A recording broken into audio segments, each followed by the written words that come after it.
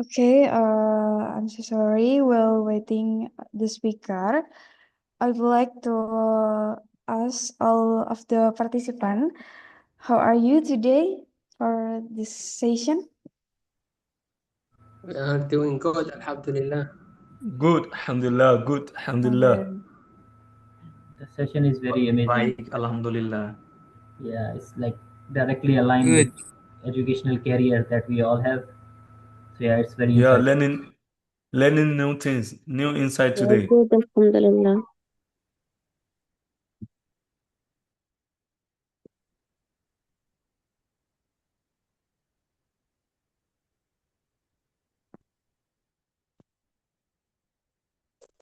Yo.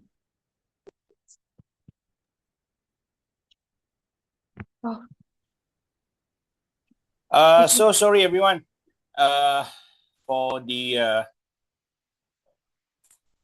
some delay on a problem with my device. Hopefully everything is okay now. Hopefully you guys can see the screen.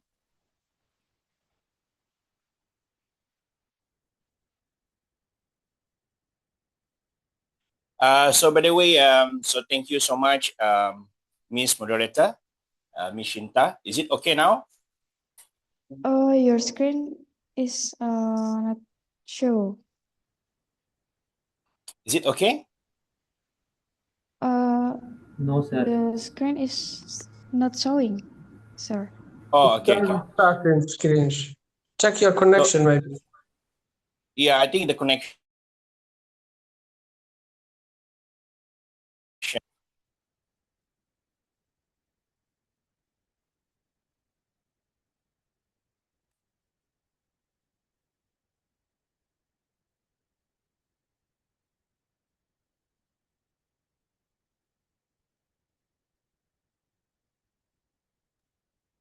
Sorry, sir, Dr. Jin. Maybe it can be sent to the commit that contact you to help share screen.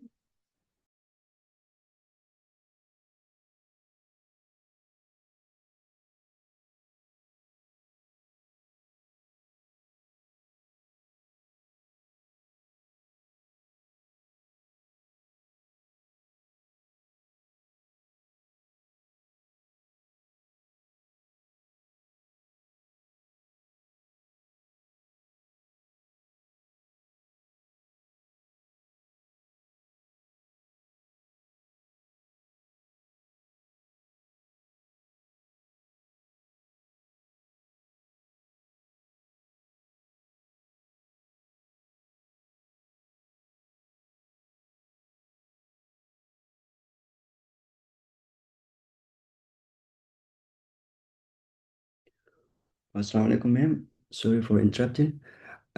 As there in attendance proof, we need to upload a picture. So could you tell me what type of picture we have to upload here?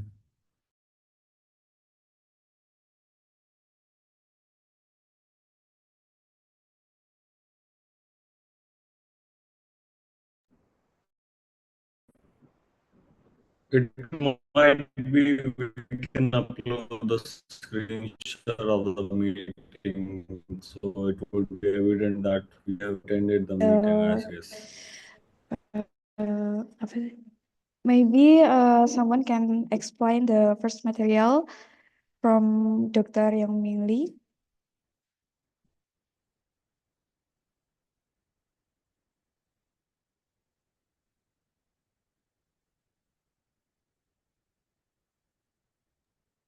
I'm happy to keep answering questions. There's a lot in the chat until the next speaker gets their slides up. So I've answered some questions in the chat, really good questions like, when sharing community knowledge in a common platform, communities faces threats against getting their traditional knowledge stolen. This is a very important question about like data sovereignty.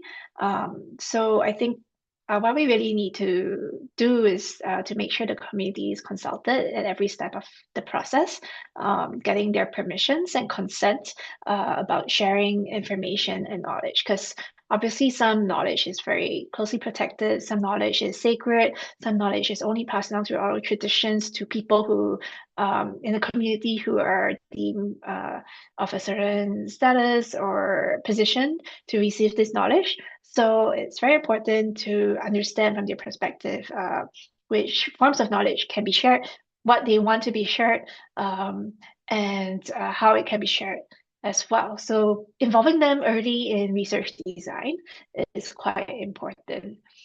Someone else, how can technology help to build stronger partnerships in the future?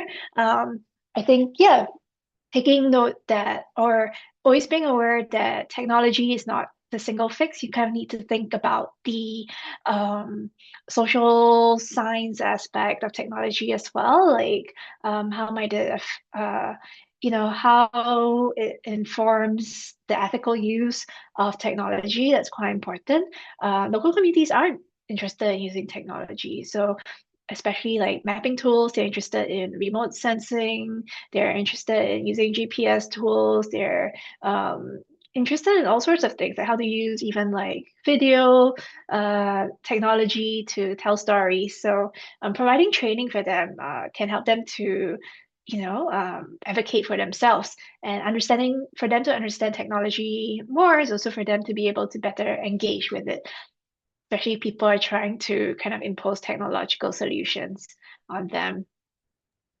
Someone asked, oh, sorry, Shinta, just stop me anytime you want. If someone else is, if you need to share something.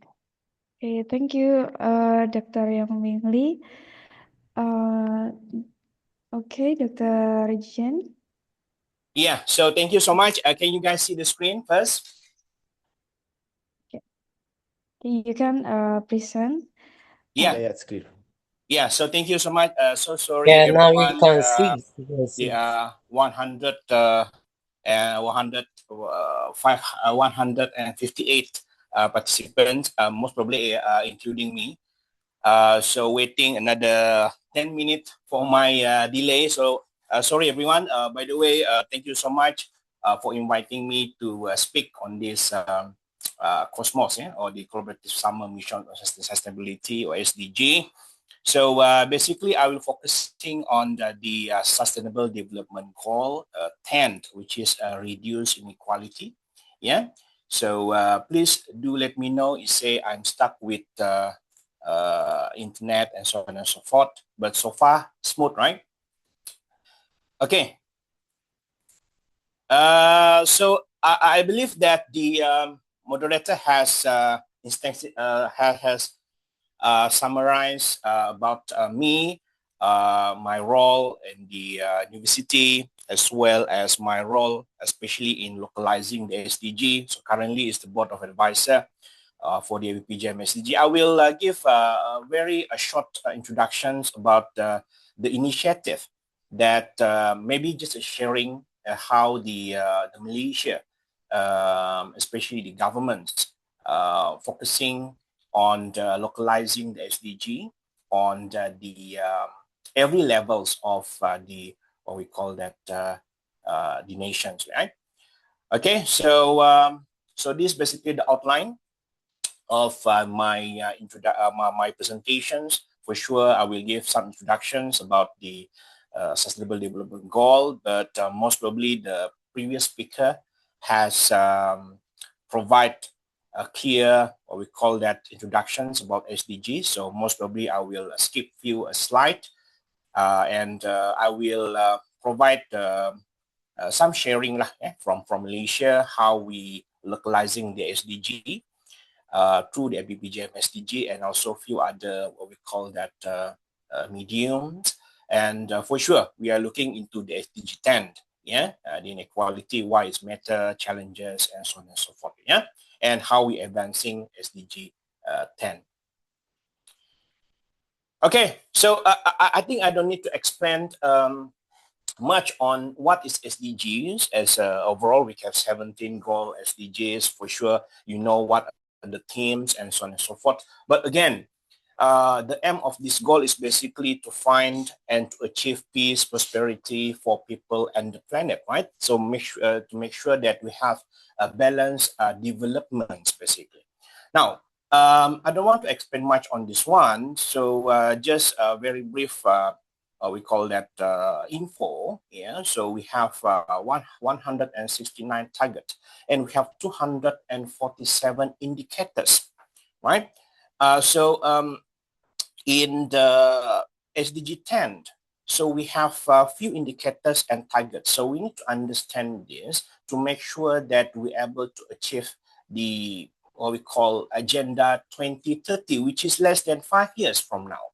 So you can reflect to your country, for instance, how is your current progress in order to achieve the target and so on and so forth. We will discuss that further later on, right?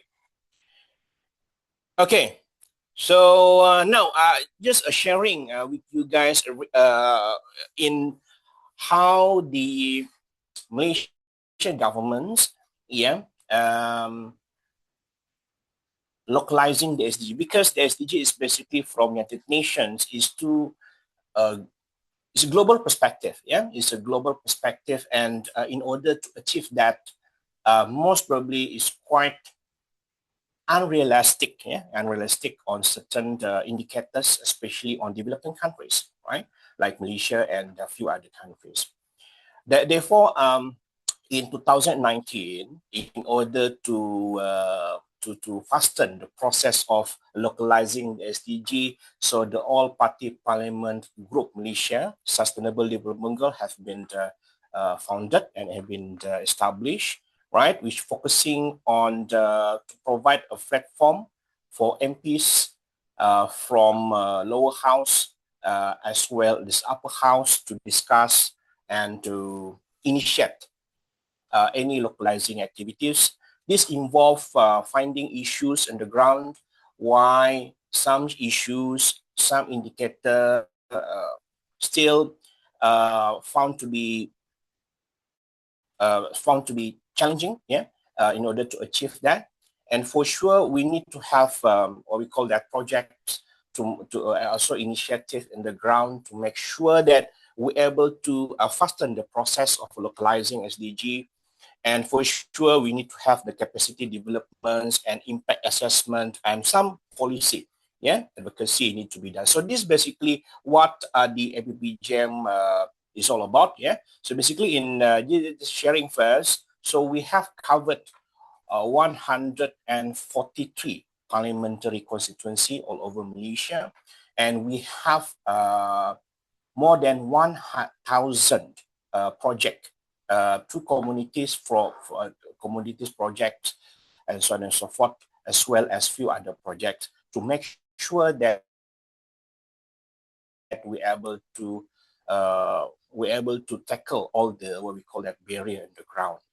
So this is basically what my sharing basically. So I did involve also in the ground to finding the issue, especially in inequality issues, and also to raise the issue in the high levels, and also producing policy as well as monitoring and supervising few projects in the ground. So in Malaysia, in other countries also, most probably you guys also producing the VNR, or Voluntary National Review, which means every 2 years, every country, they need to submit to UN the progress of their SDG achievement. So basically, this is basically what we do to make sure that we're able to provide that report. So that's just basically just a sharing for that. So what is SDG 10? So I want to zoom into SDG 10 in order to achieve sustainable developed country or nations, right? It's basically, we are still facing with inequality. So we're still facing with the inequality. So what inequality that we are facing? So we have issue of access to resources, opportunity, all right?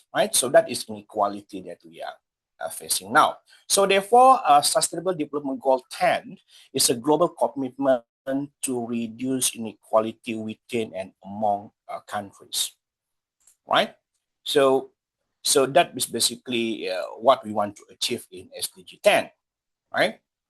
Now, so inequality is not just a moral issues, yeah? It's equality not only between human issues, but also this is also issue of economic issues, yeah, and also this also will lead to environmental sustainability issues, yeah, and for sure this will reduce what we call the ability to achieve a balanced development. So therefore, SDG 10, we focus on reducing this gap, yeah, to make sure that we can creating a stable, peaceful society where everyone has the opportunity, similar opportunity, yeah, and again, similar and also in line with the themes of the SDG, no one left behind. So that is basically the themes of SDG 10, yeah, everyone. Now, for sure, in order to understand what are the indicators that can be used or being used by the United Nations to make sure that we are able to reduce the gaps of inequalities, and it's basically its indicator whether we're able to achieve the SDG 10. So number one, for sure, one of the first target is basically to reduce the income inequality. So which means one of the issues nowadays, not only in developing countries, but developed countries also facing this issue. Income inequality. Yeah, so we want to make sure that by 2030, we're able to make sure that 40% of the lower income able to increase to be higher income nations, yeah, as an average. So target, the second target is basically to promote universal social, economic, and political inclusions, where the inequality in terms of the opportunities, social opportunities, economic opportunities, as well as political opportunities, yeah, can be narrow, yeah, or can be minimized in terms of the gaps and in terms of the inequality. So which means everyone have the right and everyone have the opportunity to involve in social, economic, and politicals, yeah, whether in terms of inclusion, whether in terms of race, ethnicity, and so on and so forth, yeah. So now, the third target is basically ensure equal opportunity and discriminations. Yeah. So this is another things that another target under SDG 10. So again, another target is basically to adopt fiscal and social policy that promote equality. So which means the policy also need to be strengthened. The policy also need to be what we call that improve to make sure that the inequalities basically can be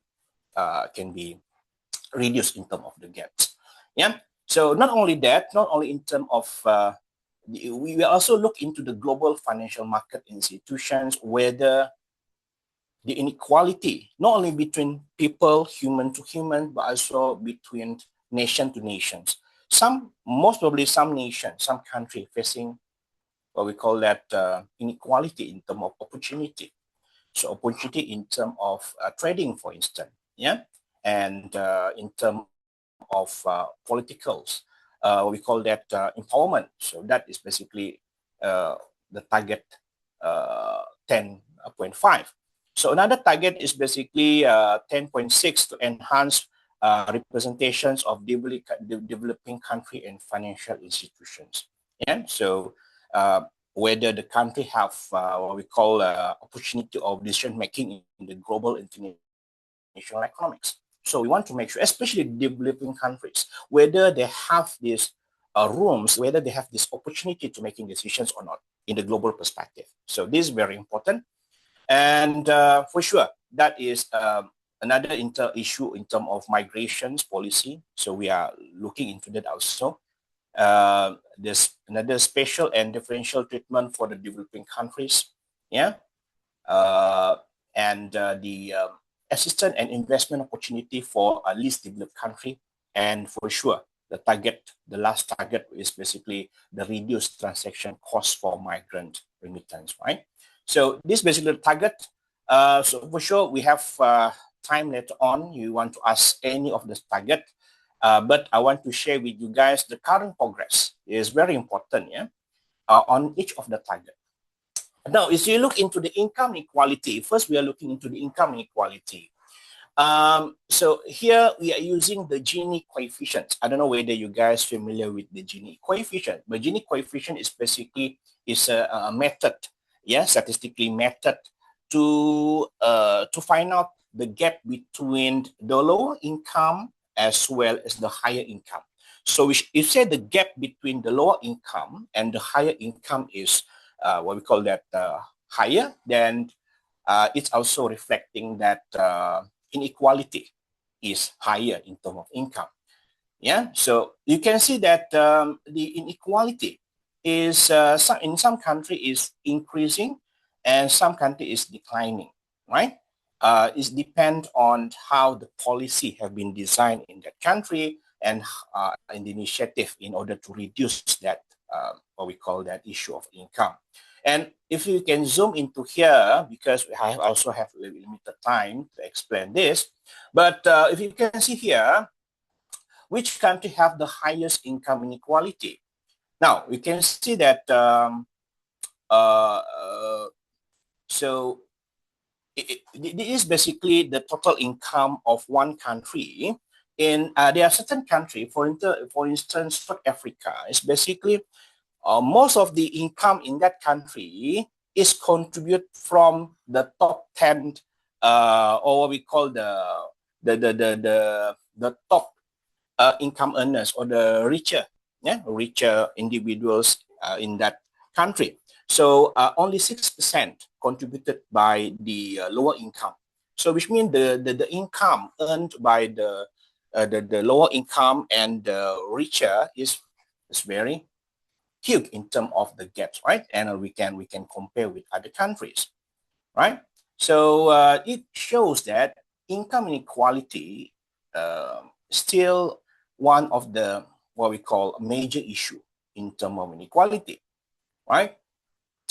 Now, so you say we are looking into the inclusivity, right?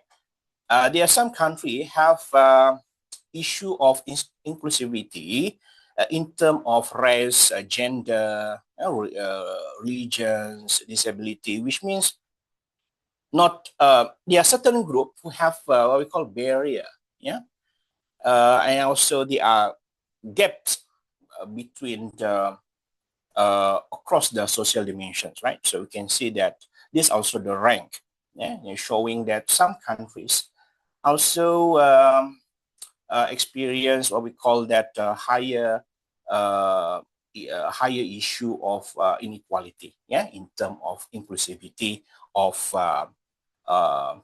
in terms of gender, yeah, disability, religions, and so on and so forth.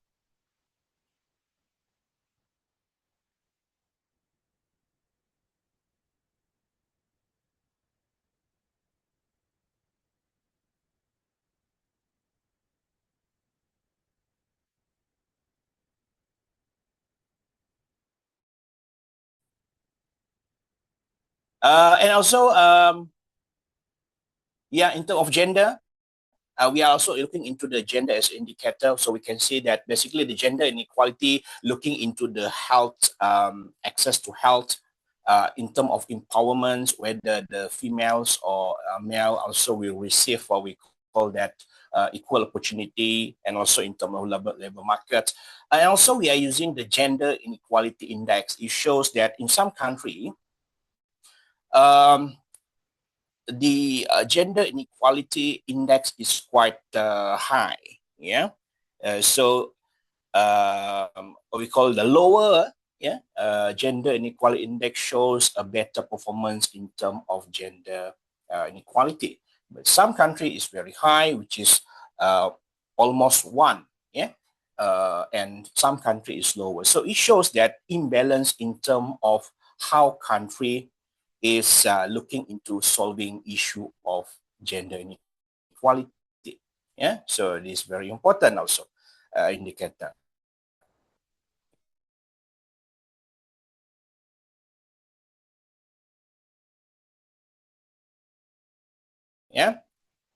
And in terms of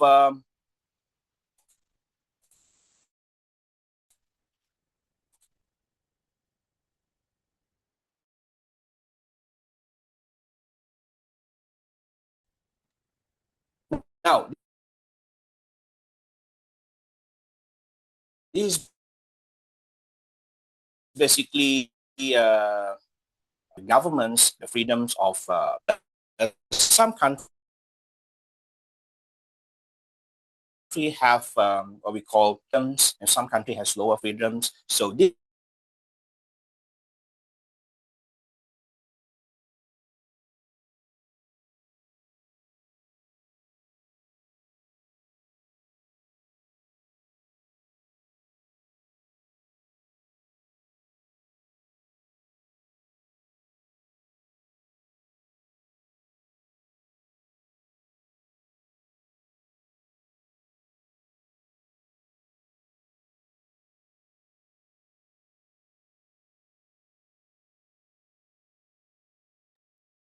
Excuse me, doctor.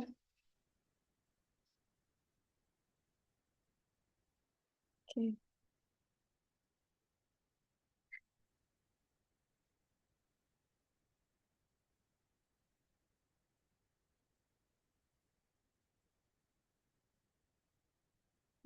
It seems like doctor connection is bad, so while waiting for a moment.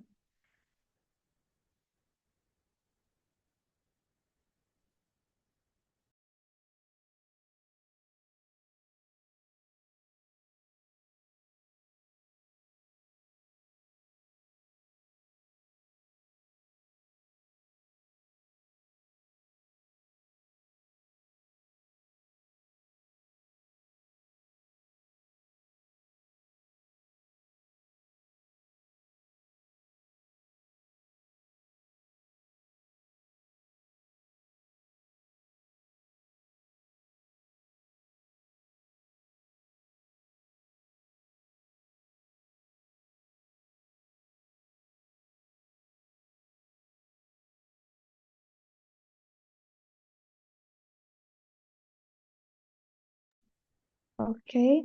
Maybe while waiting for a speaker, can anyone provide an opinion about SDGs,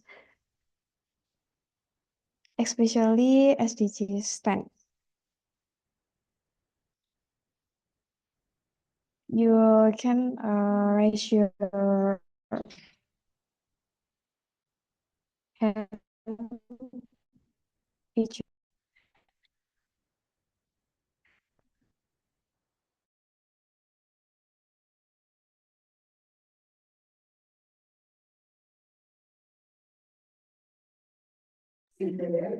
Okay, Hafiz, can you speak?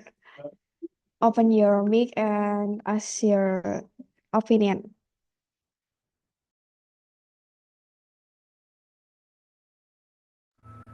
Hello, so welcome again. Refer to the SDG 10, and it is known as reducing inequality. And what it means by it is that reducing inequality within the countries and between the countries. And if we talk about the SDG 10, SDG 10 mainly focus on and ensure that everyone has equal opportunities. And in this SDG, it implies that no group is left behind due to income, due to gender, due to ethnicity, due to disability, due to social status. So I believe that this economic growth benefit all people, especially the poorest. And if we talk about the key targets that are based on UN SDG framework, so there are some important targets that include, number one is reduce inequality. So it states that it increased the income of the bottom 40% faster than the national average. And if we talk about the second target, it explains that the social inclusion, and what is meant by social inclusion is that it it ensured the equal participation in, for example, economic life, for example, political system, for example, society as well. And if we talk about the third target, it states that we have the equal opportunity. And what is meant by the equal opportunity is that we have to remove the discriminatory laws and policies that are affecting policies affect the countries, especially the developing countries. And if we talk about the fourth target, it explains about the global inequality. And what is meant by is that it improves the fairness between the rich and the poorer countries. So I think that let's conclude it by giving an example, simple example, so that all our participants can just have better understanding about it. For example, if a country becomes richer, but only rich people become benefit, poor people or poor communities stay poor, then SDG 10 is not achieved. Even country become richer. But if poorer communities earn more, and most importantly, marginalized group get equal access, then it means that the SDG 10 is being achieved. So, so it explains that the official United Nations SDG framework, we called it as a global standard reference. So I think that this is how we can explain the SDG 10. Thank you. Yes, thank you so much. Yeah, can you hear my voice? Yeah. Yes, sir. You are audible. Yeah. So sorry because of I don't know what happened to my device today. There's so many issue. This is basically an issue of inequality of inequality of connectivity. Yeah. So now, again, I agree with what Mr. Hafiz mentioned just now, and also the opinions. So maybe I'll stop the presentations, and we can have a discussions on the inequality issues as DG10. I agree with that. Even though there are a lot of examples, even though the country become richer, the issue inequality also most probably is not in line with the what we call developments of the economy. Some issues that inequality also keep increasing. Yeah, it's keep increasing. Yeah. Okay, excuse me, Dr. Jin. Yeah. Because the time is up, now we will continue to the question and answer session. Yeah, sure. That is yeah. So I think I can basically focus on the discussion because of the internet connectivity. Yeah. Okay, no problem. Next, participant, please lower your hand first. After the count, Okay, thank you very much. Thank you very much. I am Melissa Body, studying in UPI. I'm a Ghanaian, and I'm so happy about this particular topic, inequality, because I have realized that it's I'm something so that is sorry. going. Hello. Okay.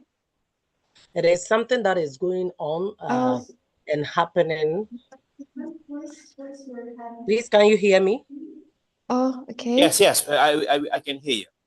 It's happening globally, and currently, even in my country, Ghana, the women rose up and they established an organization called Women of Valor, and they went to UK for a program just to help women who have opportunities, but they are denying these opportunities. You know, a lot of employers think that maybe if I employ a woman in my company, the woman will at a time need to marry, and after marriage, the woman will at a time need a maternity leave where my business will be stagnant or something.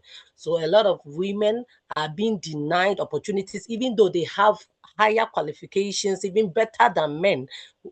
Some men, yes, but they are just denying these opportunities. As individuals, what role or how can we contribute to these things to create avenue for equality? So a lot of people were bashing these women in my country like they are feminists. Even the men that were supporting them, they are feminists. Meanwhile, I realized that they are just ignorant, because being a feminist is someone who supports equality. Someone who wants equal opportunity for every gender is someone who is a feminist. But people think that if you are a feminist, you are some kind of witch, a woman witch or something. So in our era, what contributions can we make as individuals to improve equality globally? That is my question.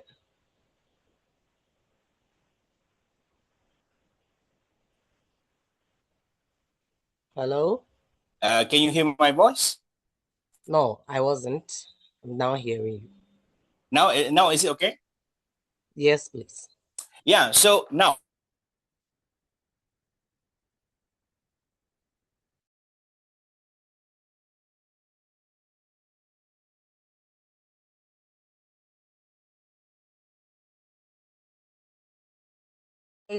The voice is not coming, or am I the only one that can't hear the voice?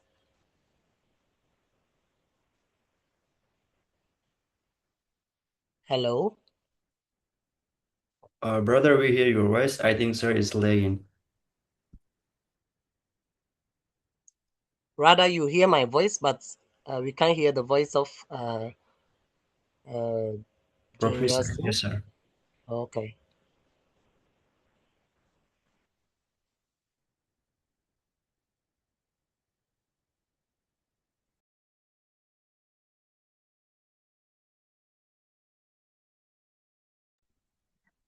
It seems like Dr. Jen having a bad connection.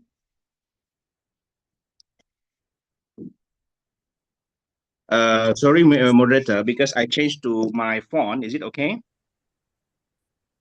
Yes. Yeah, because of I have problem with my laptop. I want to respond the question just now by who is the participant just now who are giving the question in terms of gender inequality, right? Okay. Sure. Exactly. Yeah, sure.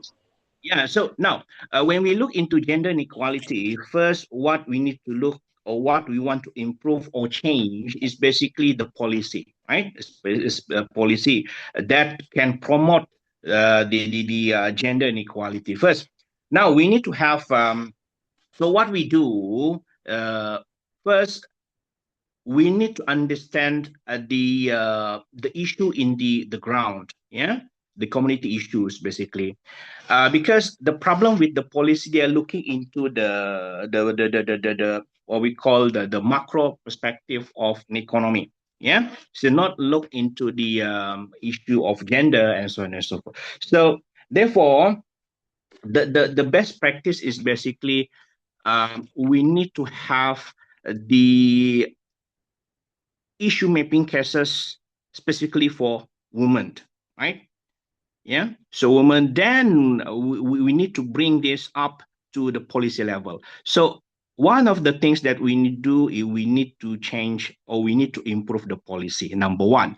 Number two, we need to design the economic ecosystem in one country. If say we're looking into the economic, for instance, economic opportunity for the gender, for the women. So we need to design our economic ecosystem that can promote and can encourage women to be inclusive in the economy. Yeah, we need to design that. So that is in terms of economics, right? So number one, we need to improve the policy. interventions. Number two, we need to redesign again the economic system to make sure that women also can be empowered. Let's say we are talking about the women, right? So this is very important. And number three, I think the things that we can improve also is basically we need to have sufficient and more capacity building. Yeah.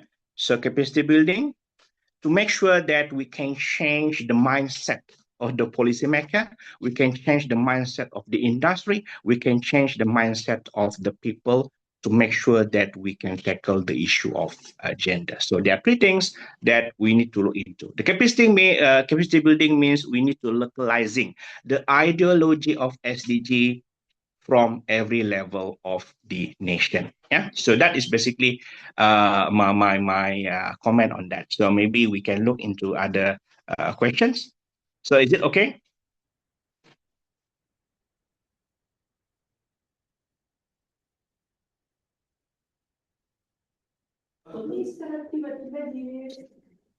So should I respond to the questions in the chat or how is it? Thank you very much.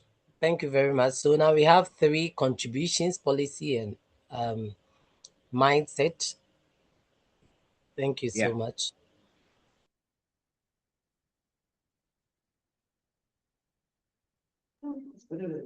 Okay, because the time is limit. Before you go to the Now next we session, I have a very important question, please. Just 1 minute from the time. I'm so sorry, we cannot. Okay. We have to close the Q&A session because of time limits. Okay, thank you for the discussion in second session. Let us give our appreciation to Dr. Jin Yasin for sharing the knowledge. Before we move to the next session, we will have a short documentation together with our speaker. Okay, we will take a photo. Participant, please open the camera. Okay. All right. 1, 2, 3. Okay, next slide. 1, 2, 3. Okay, the last slide. 1, 2, 3. Okay. Thank you, everyone, and thank you for Dr. Jin Yasin. Yeah, thank you so much, and sorry for some issues on the connectivity. So hopefully everything is smooth after this. Yeah. So thank you. All the best, everyone. Okay. Thank you, Doctor.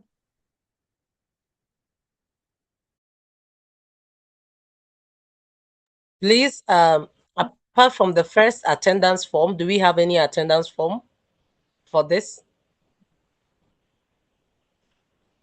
Hello? Okay. In the chat box. There is a new attendance form.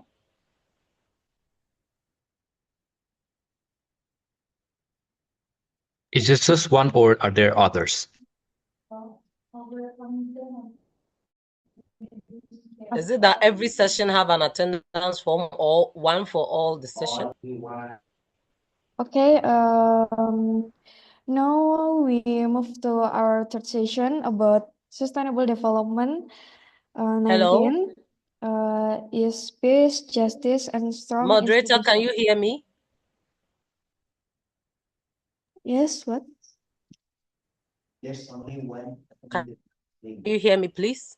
Hello? There's only one attending links. One attendance, okay. Yes. Okay, thank you. Okay, you're welcome. Okay, we move to our third session about sustainable development goals 19. Okay, peace, justice, and strong institution. This topic discuss the importance of peace, justice, and strong institution in sustainable development. Last but certainly not least, let us welcome our third speaker for today. Please give a warm welcome to Dr. Ying Sawheni, PhD. Okay, Dr. Yang Sawheni is a senior lecturer at the Singapore University of Social Science, specifically within the cybersecurity program. She is an expert in information technology and holds a PhD from the University of South Australia. What makes her profile truly unique is her extensive professional journey. Before joining the academic world, she spent over a decade working in the tech industry, including a significant tenure at Hewlett Packard. Her main areas of expertise include cybersecurity, artificial artificial intelligence, and digital transformation. She is highly active in various professional organizations and has received numerous awards for her excellence in teaching and tech development. Today, she will share her valuable insight on the digital world, which are more relevant than ever for all of us. Okay, please welcome Dr. Singh Sawheni. Okay, thank you so much to the moderator. So I think I'm audible now. So welcome all to the session. My name is Dr. Ying. You can call me Dr. Sonia. And I'm currently the Director for International Affairs. So, and also working from Siam University. I might look like I originally from India, but I'm born and brought up in Thailand. And my roots are from India. And I wish I could go to Indonesia to meet you all very soon. You're from Indonesia, is that right? Yeah, I would love to go there. So can I have the next slide if you don't mind? Can you go to the next slide, please?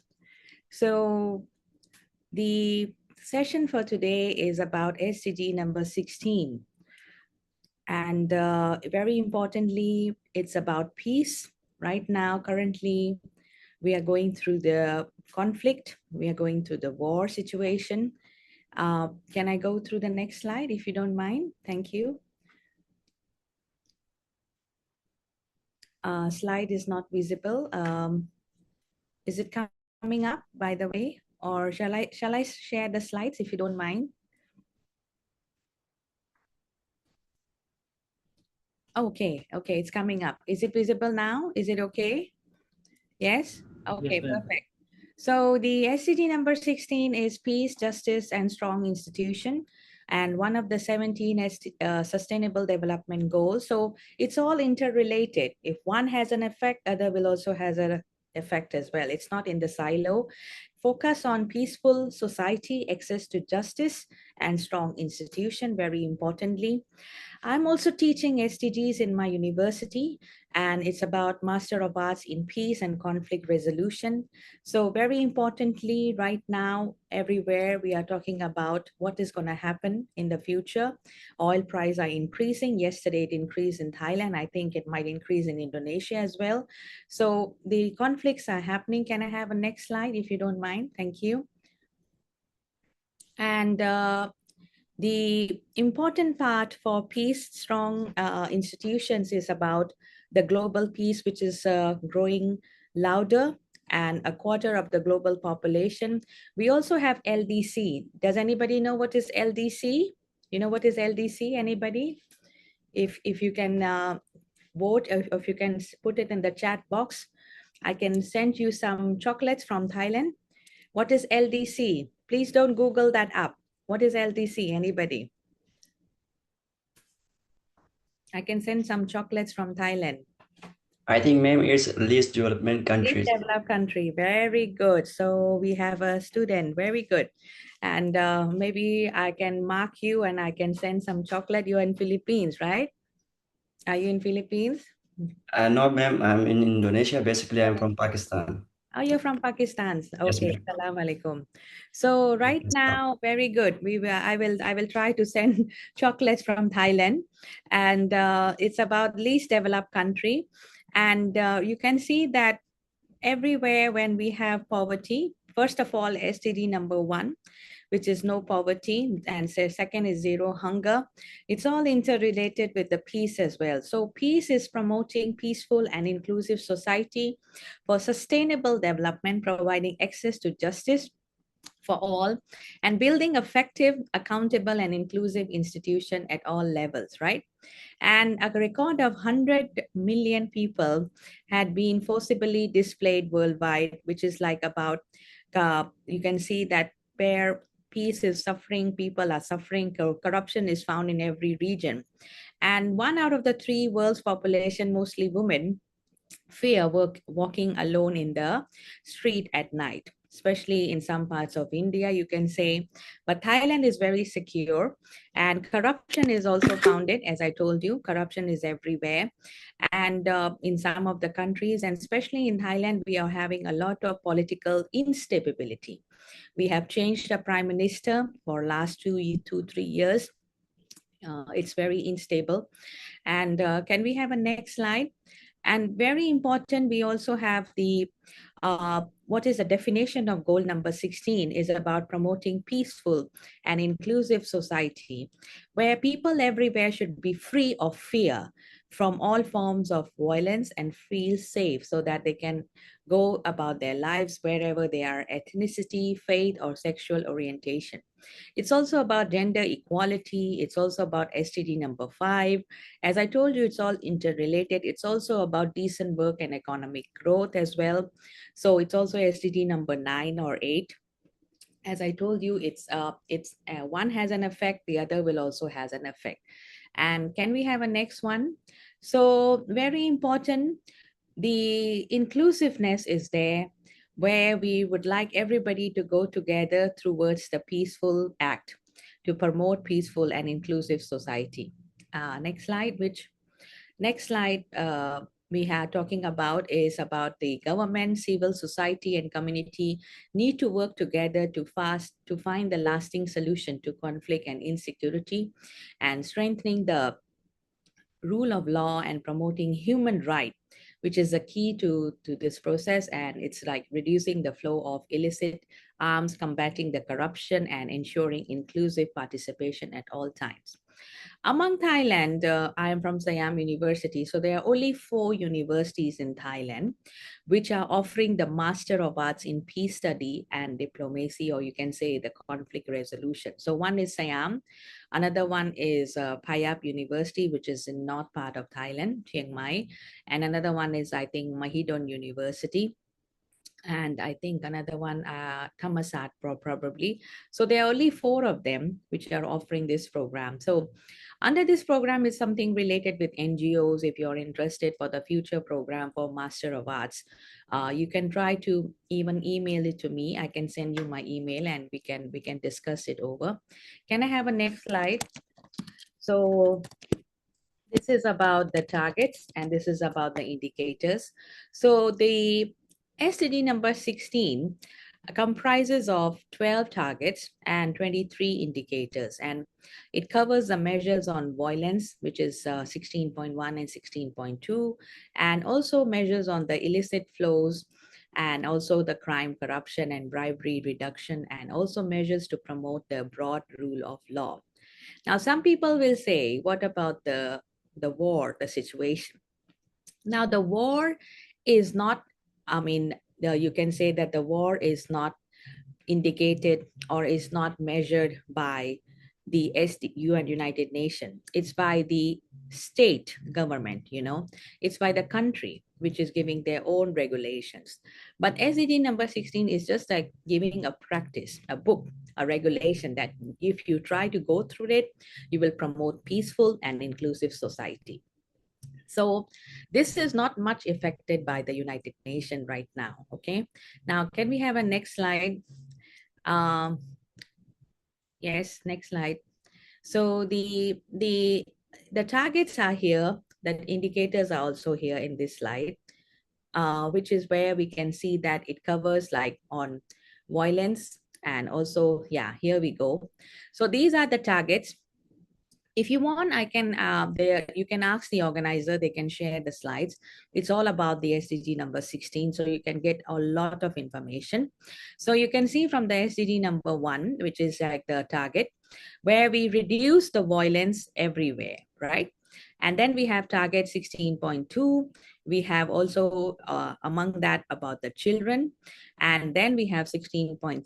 It's also promoting the rule of law and ensuring the equal access to justice, equality. And then we have the SDG 16.4, the target, which is combat the organized crime and illicit financial and arms flow, okay? And then we have 16.5, substantially reducing the corruption and bribery. And we have 16.6, develop the effective and accountable and transparency. You have to be transparent institutions, right? There should be no kind of bribery. There should be no kind of illegal money transaction which is happening, or money laundering or something. And then we have 16.7, ensuring the responsive, inclusive, and representative decision making. And then we have 16.8, strengthen the participation in global governance, right? Mostly, I would like to ask you, if you can, please think about it in the future. Try to vote for your prime minister or for the party that you're supporting. Try to come out and vote, very importantly. 16.9 is also providing the universal legal identity. And 16.10 is about the ensuring the public access to information and protect the fundamental and fundamental freedoms type. And 16A is also there, and 16B. So here we have the strengthening the national institutions to prevent the violence and combat the terrorism and crime, terrorist. And also we have 16B, which is promoting and enforcing the non-discriminatory laws and policies. So these are the targets. And then among the targets, we have the indicators as well. So very important, every SDGs have targets, and every SDGs has the indicators follow up by them. So these are from United Nations. Can we have the next slide, please? Please prepare questions if you have. We can also ask at the end of the session so that we can also cover up all your doubts and all your, or you can even give me some feedback. Yeah, please, can I have a next slide? Thank you, I appreciate. So why SDG 16 matters? Without peace, definitely no development, right? You can see what the country is going through, especially the country that have been affected through the war and through the corruption. And without justice, inequality increases, weak institutions, corruption, and instability. So if corruption is there, like a company pays a bribe to avoid safety inspection, but what happens? Unsafe building collapse and people hurt, right? It happened in Thailand 2 months before. The Rama 2 road, the bridge collapsed. It was from the same company. It has already done 2-3 times.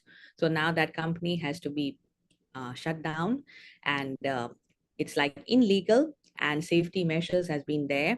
So the government had to come into the action, and people were also gone through this accident because they were driving on that road, on that bridge. Some of the people had lost their lives, so it's very terrible.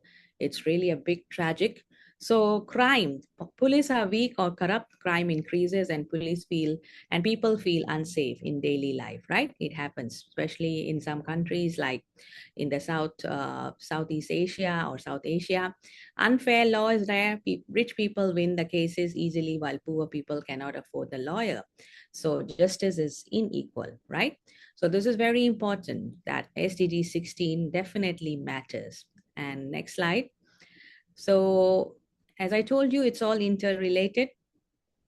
If we are needed for food, if we need shelter, if we need good education, and definitely we need peace. So peace should be there. We need to have a good mindset so that we are enjoying our peaceful life. Can I have the next slide? It's going through a bit slow, but I think it will go up. Yeah. So By the way, if you have any doubts, you can even put it in the chat box, or we can also come over. How can the government ensure that institutions remain truly accountable and transparent when those in power are often the ones shaping the system? I'll come to that. So the real world problem is violence and crime, and also corruption, lack of access to justice, human rights violation is happening. Definitely violence is there and crime is there. So especially corruption is there, while because some people will say the police is getting very less pay, the salary is less. So sometimes they're trying to avoid getting only the salary. They want to become rich, so that they're doing corruption. And then, especially in Thailand, very importantly, the salary of the teachers or salary of the police people, officers are very minimum, and even the politicians as well. But it's quite surprising that they are riding the Mercedes Benz or BMW. That's another case. And can we have the next slide? Oh my goodness, that's a very big question. I have to go through that. So key fact and statistics. Cybercrime is happening, yes, for sure, and which is causing over 35.4 billion Thai baht. THB is Thai baht, which is roughly around 1 billion US dollar, which is damaging it has been mentioned in the, this is in the magazine. So can you imagine that cybercrime is happening? People are being targeted, and they always call like we are from the police, or we are, even some people are calling from like you can say from the bank, or even some people are being targeted, the local people, that we are calling from the insurance company, something like that. And they are always there possibility that the people, the general public, is being targeted. And can we have the next slide? So this is really sad about the cybercrime. So some people, even unknown calls, or even unknown emails, or even unknown messages, they don't try to click. They try to avoid because it's I think it's safety. Safety is very important. Can I have the next slide? Safety measures should be taken. So key targets is also of SDG 16 is reducing the violence and the abuse, exploitation, ensuring the equal justice, and reduce the corruption. Yes, some of the countries, they have a lot of discrimination. Some countries also have the political instability with the governance, and also access to the justice is also not there. Human trafficking is also not there. But there are some country human trafficking is happening a lot, especially in the part of countries where poverty is happening, and violence is also there. And then we also have the corruption. So it's the targets of the year are very important, that we need to reduce the corruption, we need to ensure equal justice, and end the abuse, so and reduce the violence. I think these slides are very important for those people who have a positive mindset and who want to become lawyer in the future, or want to become joining the United Nations or any NGOs or ambassadors. So you can think about it. See, it's very important to think that, okay, can I just hold this? If it is half cup of water, some people will say it's empty, right? Some people will say it's half glass is okay, it's still there. You have to think the positive side. What can we do as a youngster? What can we do as a youth to bring the change, right? Very important. So if you really like the politics, you will join that. You will go out and vote. If you really hate it, some people really know, don't go out at all, don't vote at all. But that's not fair. Then you cannot do anything much, right? You just have to keep on talking, like NATO. No action, talk only. So if you want to make it action, you have to do something. Try to bring a change. Try to join it. I know it's dirty. It's a very bad politics in some country. You have to clean that thing out. It's sorry to say, it's really a very bad situation in some countries which is happening. But then you have to come up. Now, some people will say United Nations is not doing much. They are just making the policies. United Nations is just giving the policies for sure, but United Nations cannot give so much kind of a command to that country that you have to do this, you have to do that. It has already given the SDGs. Now you have to follow that.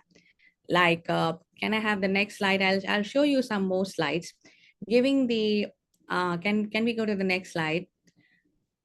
I'm really liking this. So case study, you can say Denmark and Finland is another country, is a good example of SDG number 16.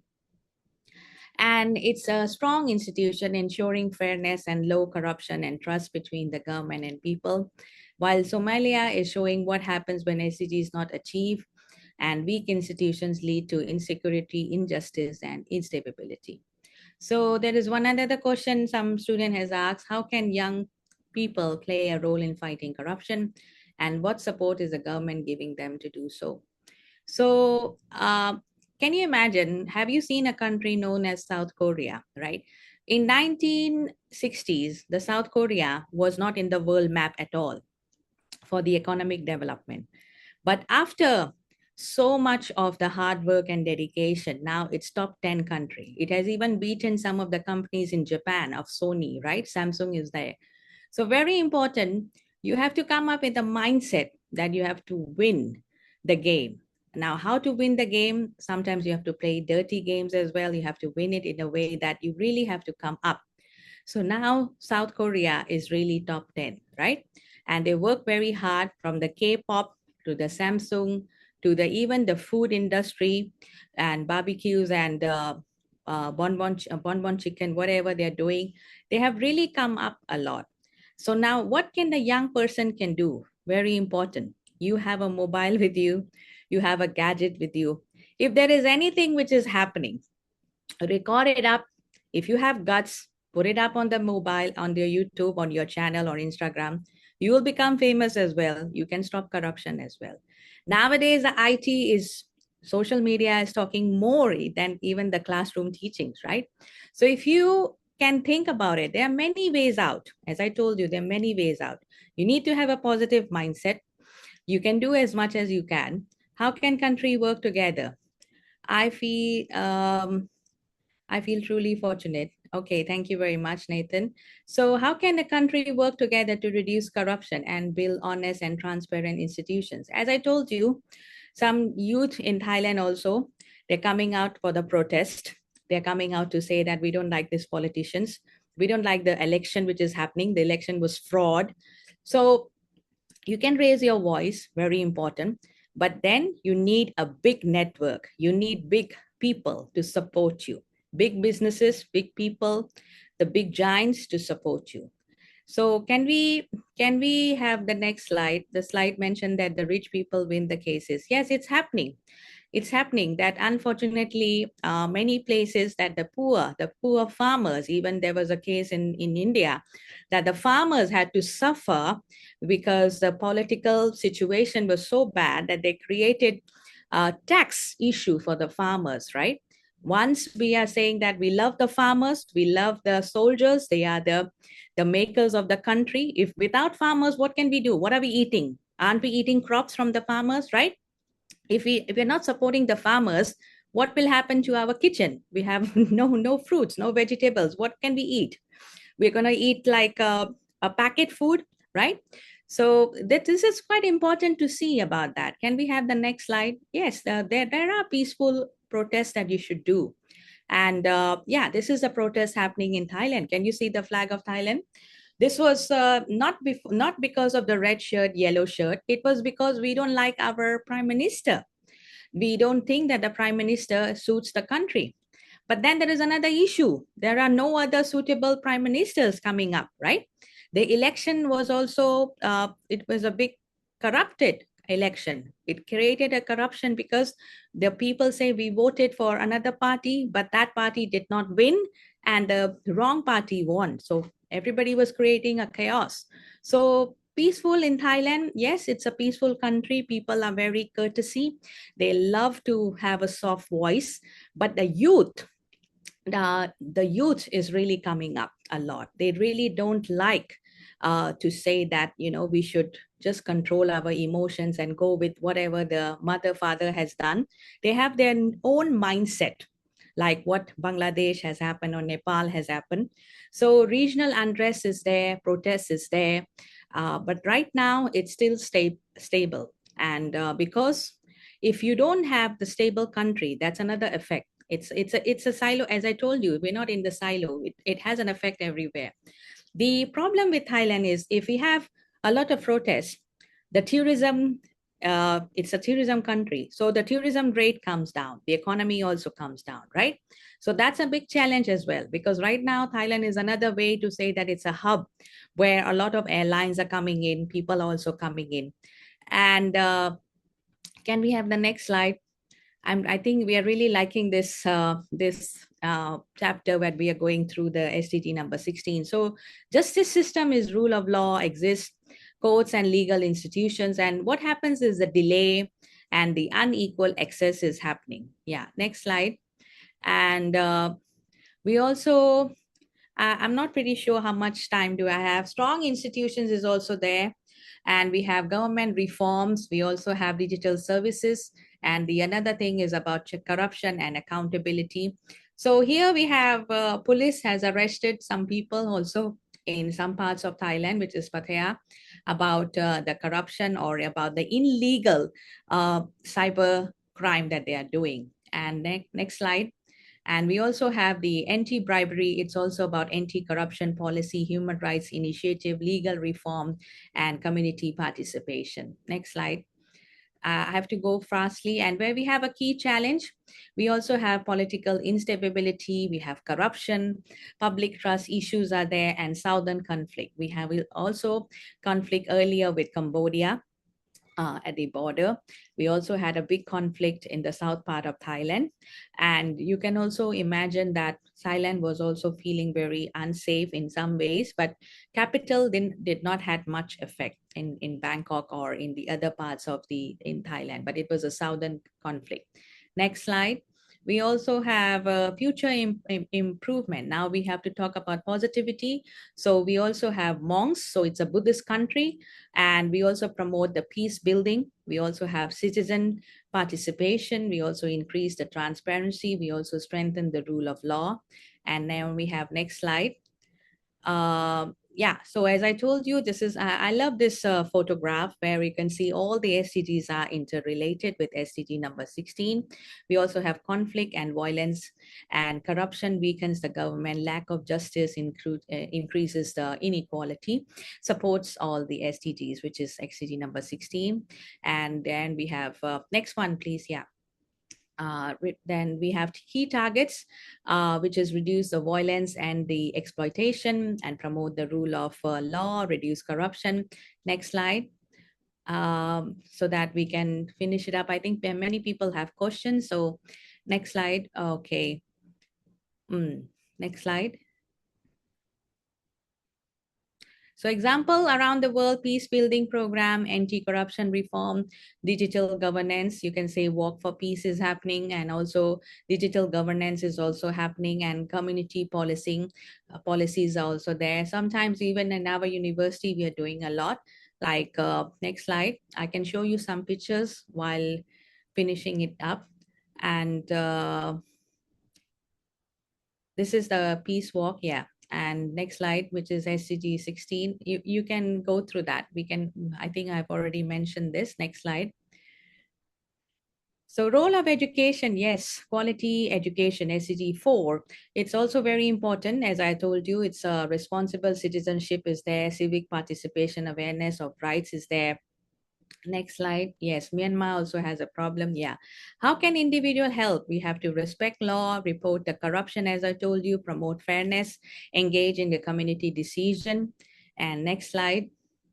And solution, strong laws and enforcement, transparent government, education on rights and digital system to reduce corruption. Next slide, please. Thank you. And we have another one. And yeah, support the ethical businesses and report corruption. Yes, next slide. I'm sorry, there are a lot of slides. So this is about my university, just a little glimpse. We are private and we have around 15,000 students. And we are also offering Master of Arts in Peace Study, as I told you. Next slide. And it's a lot of greenery. Yeah. So this is founded in 1973, comprised of 15 faculty, and we focus on innovation. And it's based in Bangkok and near the station as well, Bangwa Station. So very, very good location. Next slide. And we also provide scholarships. Yes, we have international students from 53 countries, around 1,000 international students, and we have top faculty. And we also do give some scholarship for the LDC countries as well. And to the UNHCR students, we also promote, try to support them. Next slide. And these are the offerings that we have, just give you some glimpse. These are some of the education that we provide.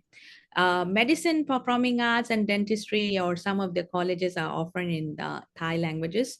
While international college, as I told you, we have a Master of Arts in Peace Study, and we also have Bachelor of Business Administration, Bachelor of Science in Information Technology. We also have the MBA. We also have PhD program. We also give some immersion program as well. Yeah. Next slide. Yeah, so these are the information they're providing of Master of Arts in Peace Study. If you're interested in the future to join, you can even contact me. So very important, role of diplomacy is important in SDG number 16, where we have SDG 16 is there, and resolving conflicts through dialogue and negotiation. I think we can go through this slide. Next slide, so that we have more time. So we also promote the SDG 16 by having International Day of Peace. Since 2010, we have been celebrating on 21st September every year at our university. Next slide. And because of the Peace Day, we love to talk about the student. We love to bring the students, and it's the stage where we give the students the platform to talk about peace. Next slide. So here you can see some of the photos that some students are giving the speech, and United Nations International Day of Peace. If you're interested, you can also join at our university. It can also be hybrid. We can also try to make it online as well. Next slide. So sorry, excuse me, doctor. Yeah, we You have have limited time. you have around 5 minutes left. Okay, thank you. Sorry about that. I'm taking a lot of your time. So this is another thing about the piece about bringing the monks for Dhamma studies. Yeah, and we have students from China. They're also getting some certificates from this culture of peace. Next slide. I think we are finishing it up. Next slide. Yeah, many questions. Yeah. So this is the last slide. Yeah. So SDG 16 is a foundation of all other SDGs, and no peace is equal to no development, and everybody has a role. So please be positive, and strong institution ensure equality, and peace and justice is the key to development. So everybody has a role. So who wants to go first? I saw the hand of our student from, yeah, you can go first.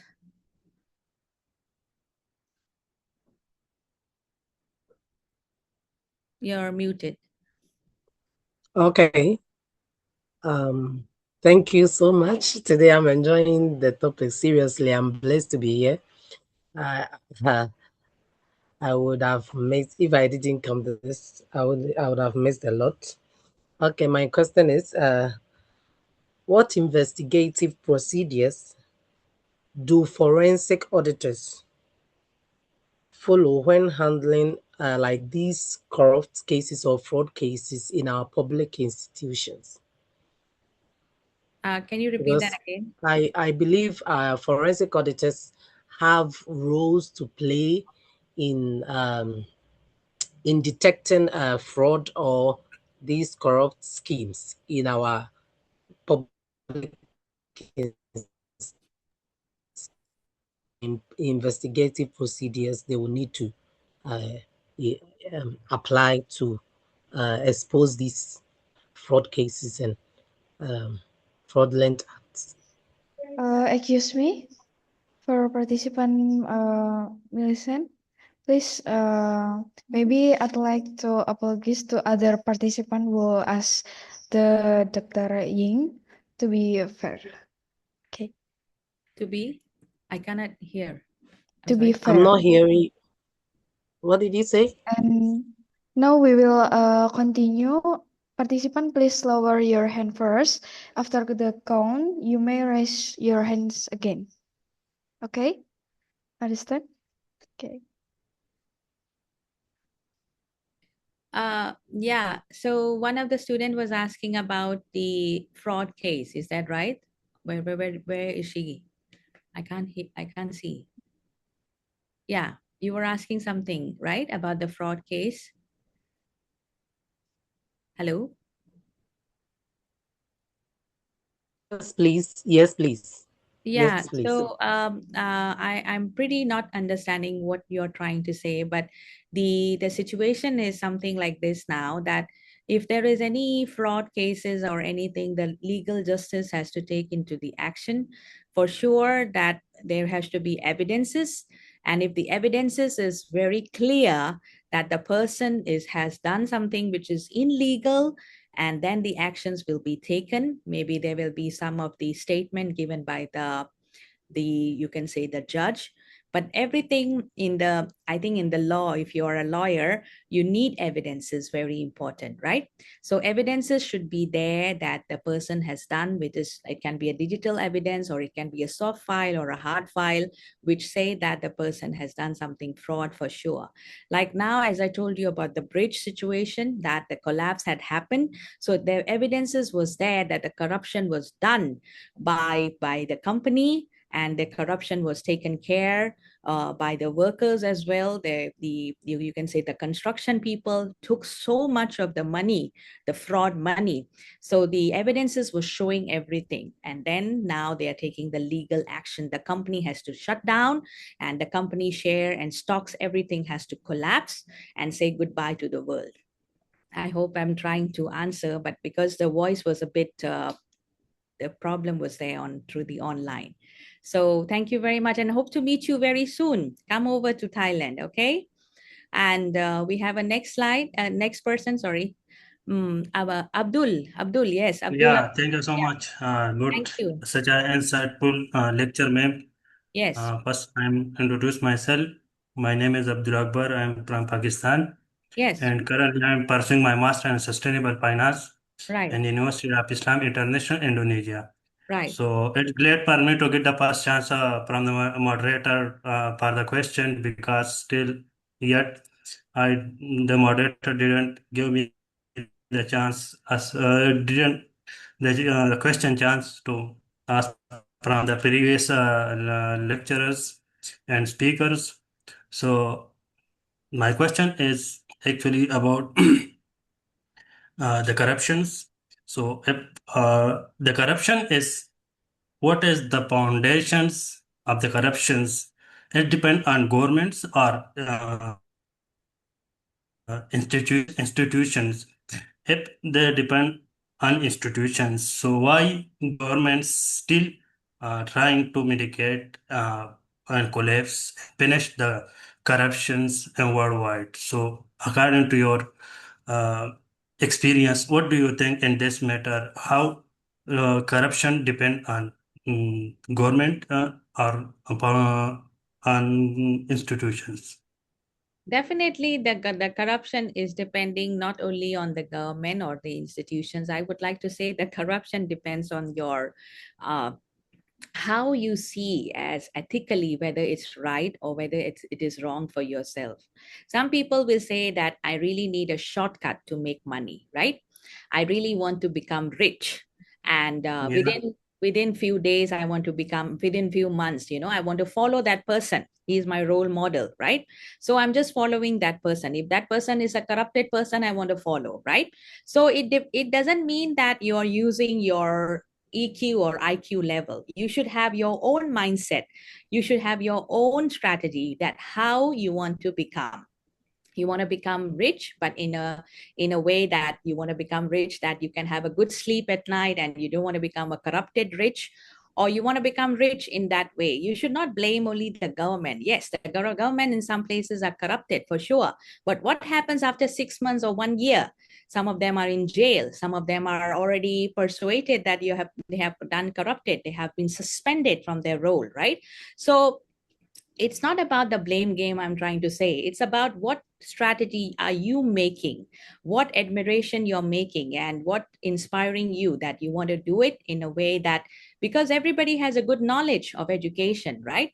But some people will say, no, I want to use shortcut. I want to follow that guy. I want to follow this person. I'm really inspired with that person. But inspiration is another thing, but you have to use your own knowledge, whether after 6 months, will I be behind the bars? Will I be doing something right or wrong for my family? Because some people believe in, I believe totally in what happens comes around, like in karma. What goes around comes around. One day you have to pay back to the system, right? So definitely if you're doing good, Yeah. good will come back to you. Okay, good deeds will come back. I hope I've answered the question. And next slide. Next person. Thank you so much, and see you soon in Thailand. I'm really inspired with this session. There's so many questions. Yes, Richard. Hi, I'd like to emphasize the focus on a different topic because the previous two questions had something to do with corruption. So I would like to focus on the violence aspect. So I read the UN 2025 SDG report, especially on the SDG 16, which it states that 1 in 3 prisoners are held without proper sentencing as the global inmate count grows. And so I found one case study about a country called El Salvador, which tackled the issue of organized crime by the means of a, I'd say, fast trial where the accused have no means of defending themselves. And the thing is, this method has been proven effective, as the country, which had a peak homicide rate of 108 per 10,000 people in 2015, is now sitting at just 8 out of 10,000 people in 2022. And so the question is, how can countries achieve the goals of UN SDG 16, such as promoting justice, rule of law, and strong institution, while addressing rising crime rates, given that measures such as expedited trials without adequate legal defense, as seen in some cases, may reduce violence, but risk undermining fair trial standards and due process? Okay, very good question, Richard. You have done a lot of research for sure. And it's not true the person can do anything much. Definitely the government has to come in the support with the Ministry of the Foreign Affairs, or Minister of the Home Minister should also be there, and if possible the security of the defense, which also should come in to as much as possible, because some of the trials, as I know, as you said, that it's very important to understand that some of the trial is there, but no evidences or no lawyer to support them.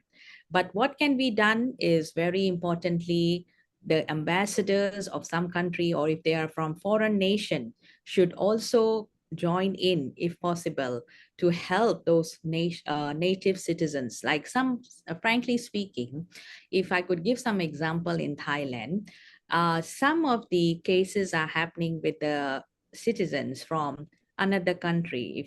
If I should not name it, it's not from Thailand, but they are foreign citizens. Okay, but the foreign citizens which have been in the problem is not being heard, because one, they are from not financially strong country, you know. Second, the family is not having a good financial background, and third, some of the embassies are not helping them as much. So if possible, I would like to request the ministers or the ambassadors should also play a peace building role, not only giving a preaching for that, but ambassadors should also come in, should help in this situation, because there are some of the citizens, as I told, I would not like to name, but they are behind the bars, and some of them is not, they have done something, a big crime, but there's nobody to help them, to support them. So this is a very, it's a very sad situation. It's a very sad situation. Our neighboring country, so there are many people, they're illegal. I know they are illegal migrants. They are in our country, But what have they done? They just want to earn some money for their living, right? And now they are behind bars, which is really bad. But some people have been sent back to their country. So this is really very upset. It's a very upset situation. What can be done is the defense minister, the home minister, or the ministers should come in and help as much as possible, or maybe the NGO should be there to help this situation. Okay, Richard, I've tried to answer you as much as I can, and I hope that we can talk more about it. But it's a very good question. Keep it up, okay? Yeah, thank you. And Appreciate it. yeah, so yes. I'm so And sorry. do we have time, or we don't have time, right? I'm so sorry. We have to close the Q&A Oh, session okay. Okay, because of but time limit. you can have my email. Shall I type my email again? If you have any questions, or if you're coming to Thailand, drop me anything, and we can be connected. Okay. Okay, ma'am. Thank you so much. Thank you. Thank you so much to everybody, and God bless you, and take care. May peace prevail with everybody. Okay. Okay, Take care, everybody.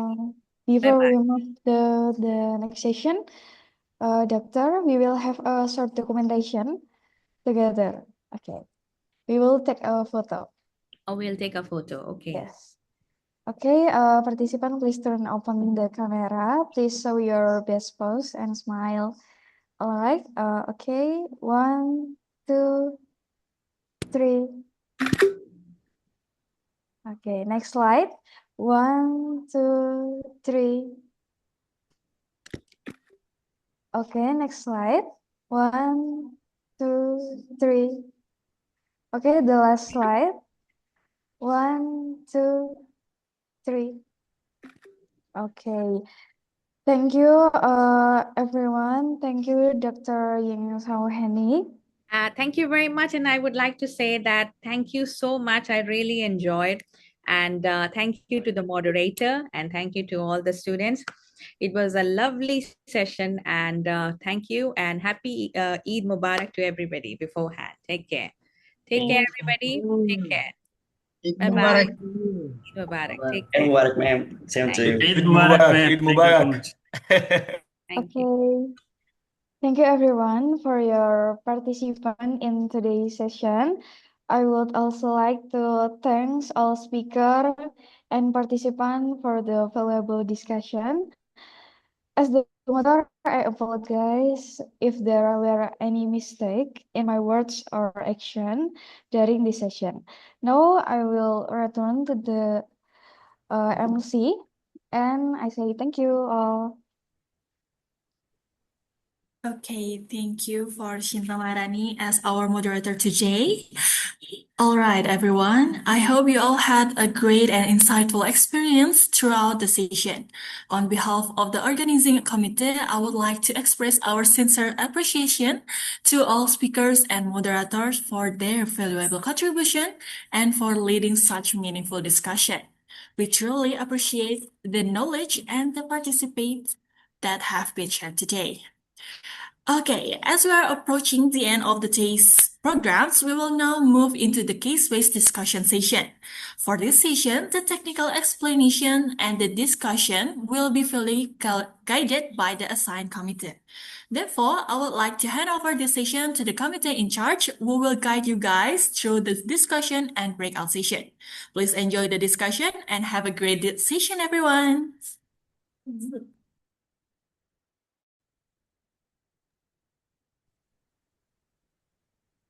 Okay, thank you, RC, and hello everyone for today. I hope you are all in good health and feeling enthusiastic for today's session.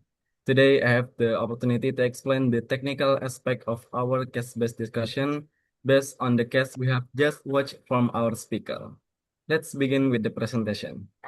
The first one session, wait, can the operator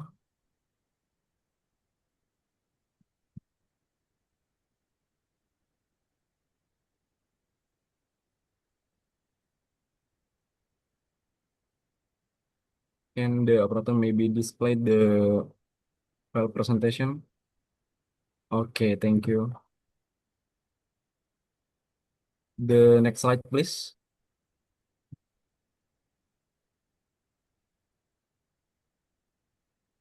Okay, the first one, session structure. The case-based discussion session will be conducted in two main phases to ensure both clarity of instruction and effective knowledge sharing among participants. The second one, group structure. Participants will be divided into 35 groups, each consisting of several members. Each group will appoint a group leader who will be responsible for facilitating the discussion and representing the group during the presentation session. The last one, discussion process. All group will be assigned the same case study to ensure a unified framework for analysis. Participants are expected to engage in active discussion, share diverse perspective, and collaborative develop insight and solution. The next one, please. Okay, technical briefing. The case-based discussion session will be conducted in two main phases to ensure better clarity of instruction and effective knowledge sharing among participants. During the phase, participants will be introduced to number one, the objective and aspect outcome of the discussion. Two, the case study from framework and key issue to be analyzed. Three, the discussion guideline and group roles. Four, the overall flow and time allocation of the session. This best ensure that all participants have a clear understanding before entering the discussion stage. The next one, please.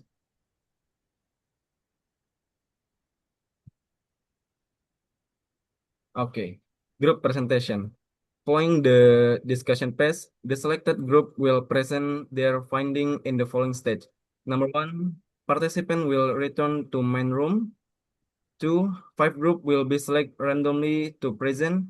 Three, each group will be given 3 minutes to present their discussion result. Four, presentation will be delivered by the group leader. The presentation are expected to highlight number one, key issue, identify the indicators. Two, analytical insight linking inequality and institutional roles. And three, propose solution or recommendation. The next slide, please. Okay. Now let's take a look today case. Inequality remains a major challenge in many developing countries, where access to education, healthcare, and economic opportunity is unevenly distributed. While policies and have been implemented, their effectiveness is often limited by weak institutional capacity, lack of transparency, limited accountability, and insufficient public participation.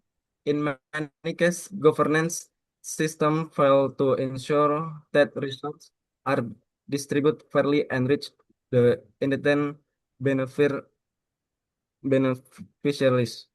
The highlight the critical role are of strong, transparent, and accountable institution in promoting inclusive and sustainable development.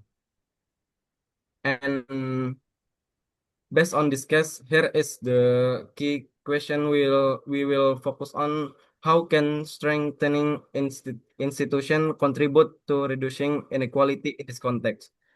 That's all for me. Let's carry out this discussion with enthusiasm and active participation. Thank you.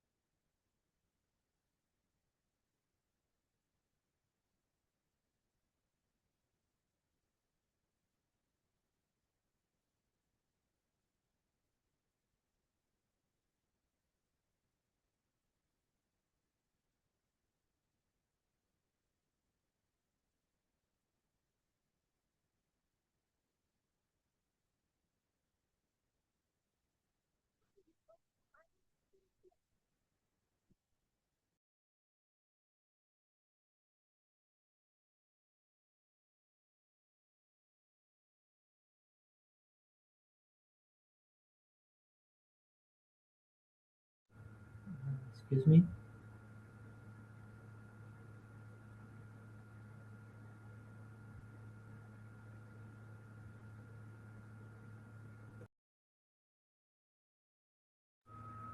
Hello, please, moderator.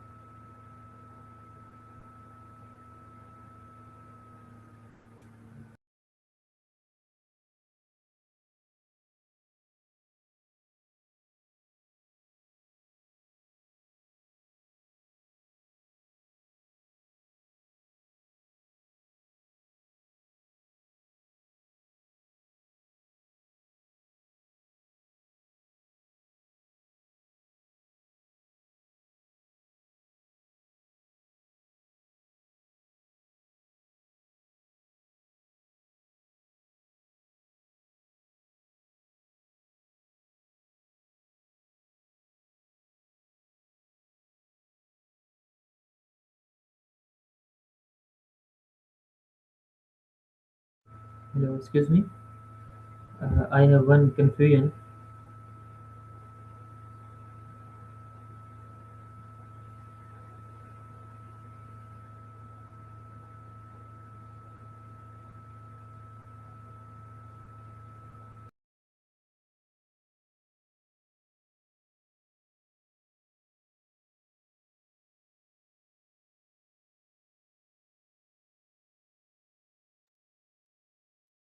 I'm sorry. Can you explain again? Yes. Am I audible, sir? Hello. Yeah. Yes. Am I audible to you?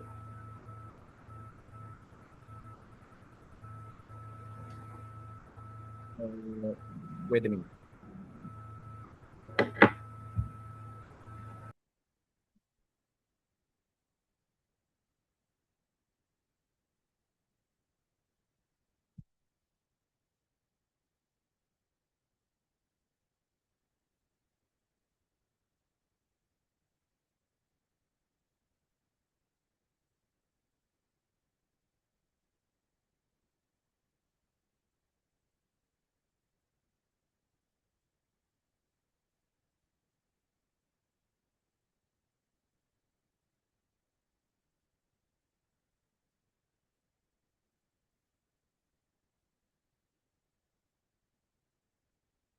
You say, can I hear you? Yes. Yes, I can hear Actually, you.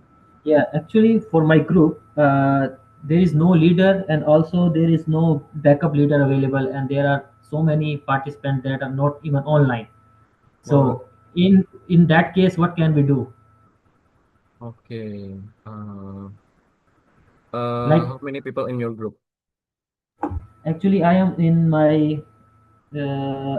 group 33, so I cannot see any one of them here right now. There are 10 people here. Okay, maybe you can be the leader for your group, because Yeah, okay. yeah. Okay, okay. I will explain, no problem. Okay, thank you.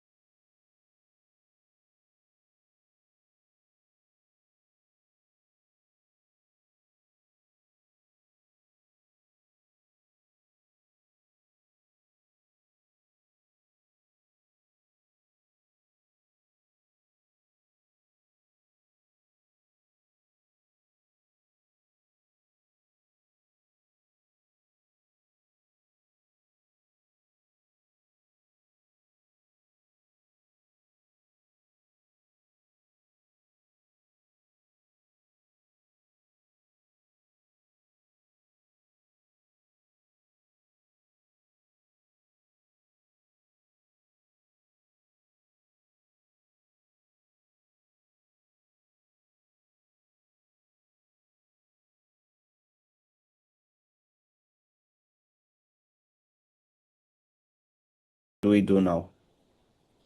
What's the test? What's the test assigned to us, Pruba? I think they don't give us like assignment or something to do.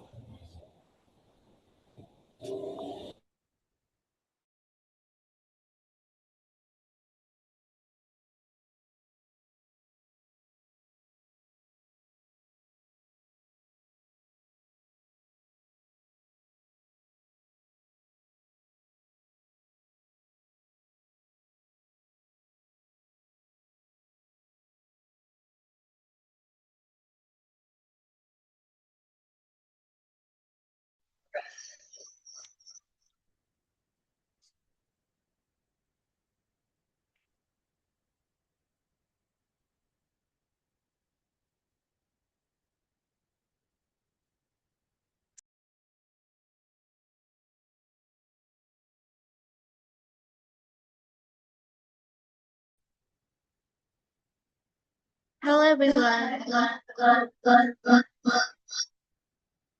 All the participants can join the main meeting again.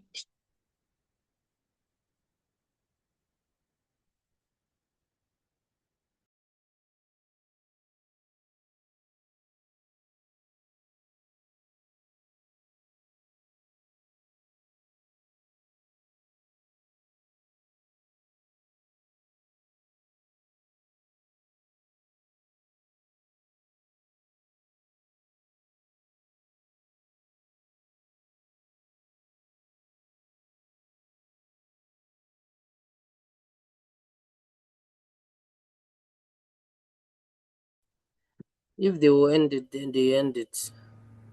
Because we don't have anything to present. Okay, inequality remains a major challenge in many developing countries where access to education, health,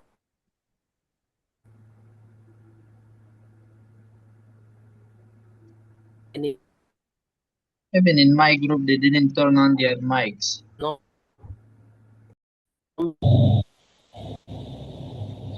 opportunities on equally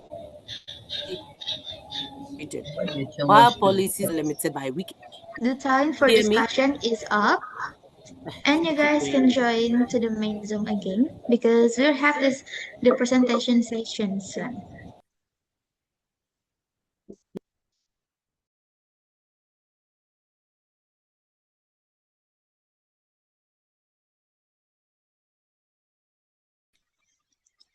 Kindly remind you again that we will spin the groups to presentation, and we hope that you'll join the main Zoom very soon.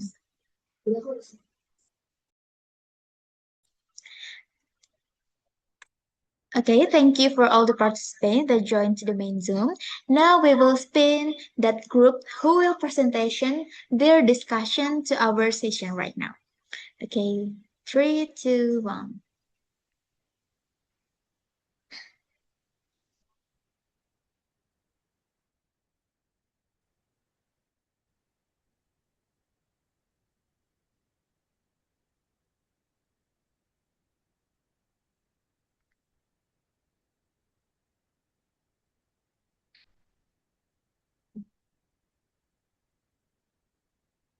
Okay, our first presentation came from the 10th group. Is anyone from 10th group here? You may please raise your hand if you came from the 10th group.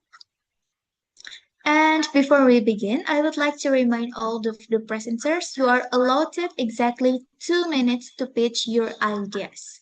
You are permitted to share your screen. The timer will commence once you start speaking.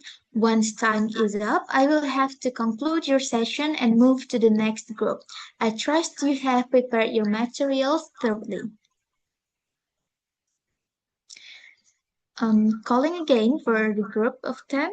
Are you there, guys?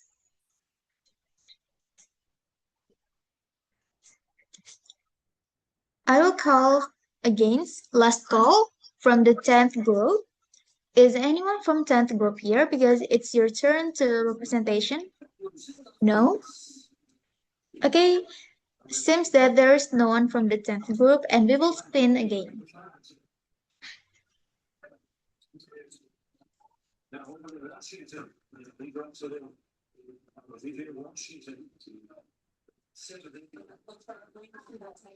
Group 12. Is anyone from group 12 here?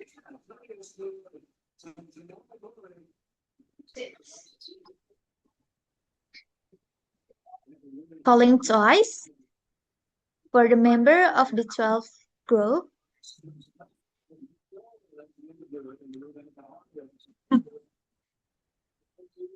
Calling thrice. Last call for the member of 12th group. No.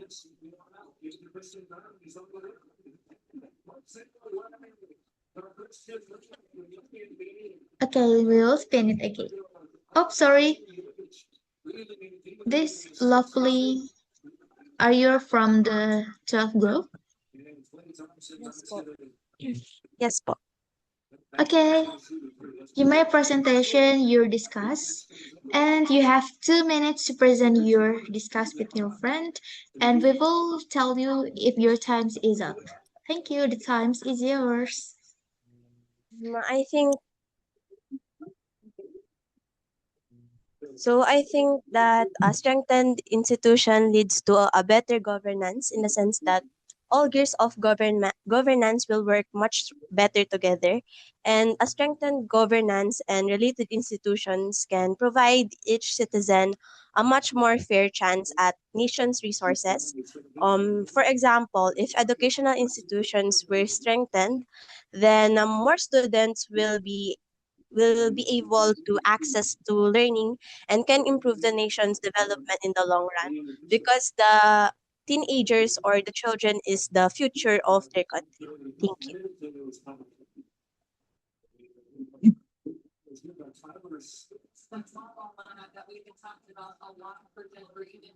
Okay, thank you so much for your presentation. That we will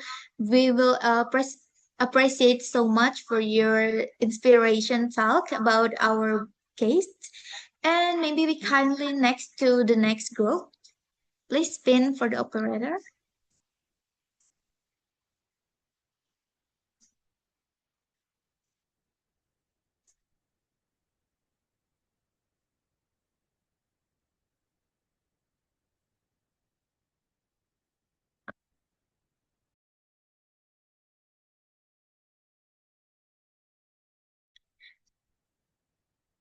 Oh. Okay, the next group is from 23. Is there anyone from the group 23? Okay, Anthony, are you from the 23 group? Hello, am I audible? Yeah, okay. The time is yours. You have 2 minutes to present your discussion.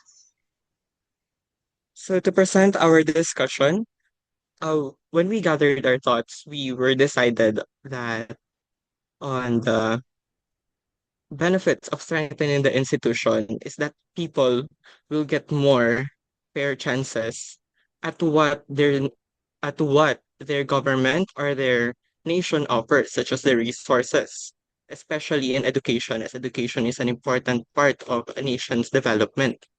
So when it comes to the nation's resources, especially education, we should prioritize strengthening those type of institutions as those types of institutions as well as health and the main source of the power, which is governance and the government. In that way, we can ensure that the nation develops further and ensures a brighter future for those under the nation itself. And also, with that point being, a strengthened institution will become the main path to a greater governance in the sense that it can be molded into the future of governance that will become the eventual future of the country. Thank you.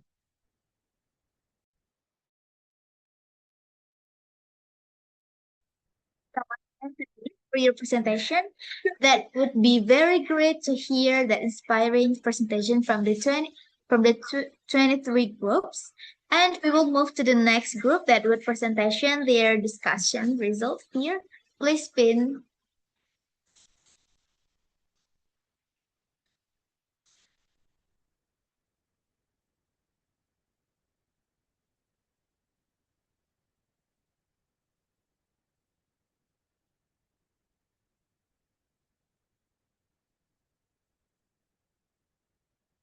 Okay, group 5. Is there anyone from group 5 here? Hello. Okay, Hello. yeah. Am I audible or am I seen on the screen? Sorry. Hello. Hello. Excuse me. Yeah. Are you from the Okay. group 5? Yes, I am from group 5, but I'm the only one in our breakout room. So is that okay that I'll be sharing my You can thoughts regarding this one? Okay, so thank you. So in this context, strengthening the institutions plays a crucial role in reducing inequality by ensuring that the resources, the opportunities, and services are distributed fairly and effectively. So, for me, the first one to ensure this is by promoting transparency and accountability, ensuring that the resources and services are reached to those who need them the most. Second is by improving the access to the basic services through inclusive and responsive systems. The third one is by encouraging public participation, allowing people to have a voice in decision making. So, overall, strong institutions create a more fair, inclusive, and sustainable society. So, thank you so much for listening to me. So much, Jeremiah, for your presentation, and that we appreciate so much for your presentation with your groups.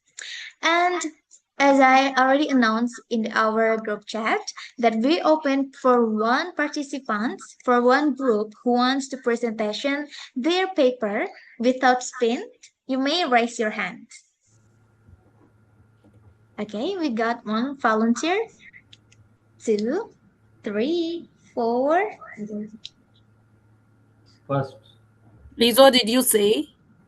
Thank you so much for your Hello. interest, guys. But as I said before, that we only choose one groups for the session, and Sorry, my screen that I see that Mustashar is the first who raised his hand. You may have your time. So Please turn on your camera. yan. So thank you so much, dear organizer, for using us. So yeah, Assalamualaikum warahmatullahi taala wabarakatuh. So on behalf of the group 34, we are going to present our discussion that we did earlier. So Bismillah. So in strengthening institution helps reduce inequality by ensuring that policies are implemented fairly, efficiently, and without corruption. So that the public service like education, healthcare, and economic opportunities reach everyone, especially marginalized groups. So whether you're rich, you're poor, you're Bajau, or you're coming for different ethnicities, if you're the city. However, because resources may be misused or concentrated among a few instead of being distributed to those in need.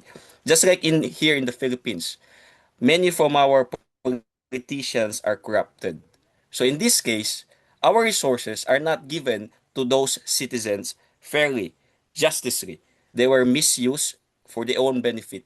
So in a country like the Philippines, this can be addressed by strengthening accountability mechanism, such as requiring leaders to openly disclose budget and projects, enforcing anti-corruption laws, and ensuring independent oversight while also promoting active citizen and youth participation in monitoring government programs.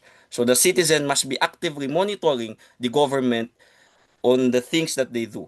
So we can do this in the context of patriotism. We must love our nation, we must care our nation, we must participate in the government issues. Another key factors is setting high standards for leadership qualification to ensure that only competent and deserving individuals are elected to serve the public.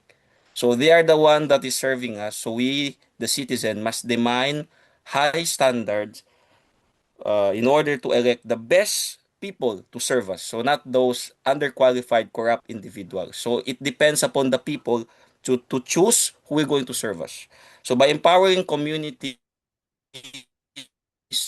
to report irregularities and supporting institutions, our nation, like the Philippines, can improve transparency, reduce corruptions, and ensure that policies truly benefit all, especially underserved and vulnerable sectors. So it's a win-win situation. The government must be responsible, as well as the citizen must also exert effort to address these issues. So it's not only in the Philippines, but in global, general standards. So thank you so much.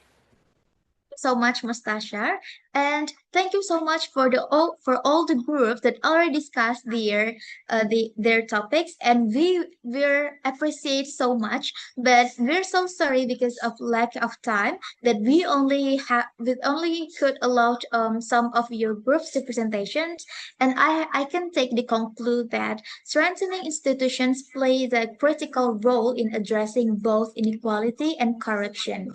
Weak institutions often lack transparency and accountability, allowing corruption to flourish and resources to be unevenly distributed. This disproportionately impacts marginally communities, widening existing inequalities. And I believe that all of your discussion must be very, very insightful and inspiring. We, we, we would like to say thank you so much for all the enthusiasm in this case batch session, and I think that it's over for our session in Cave Space. Thank you so much, and I'll give it back to the MC. Bye. Okay, thank you, Nugget, for the sessions. So yeah, that was a very engaging and insightful case-based discussion. All of you guys have a great discussion, I guess.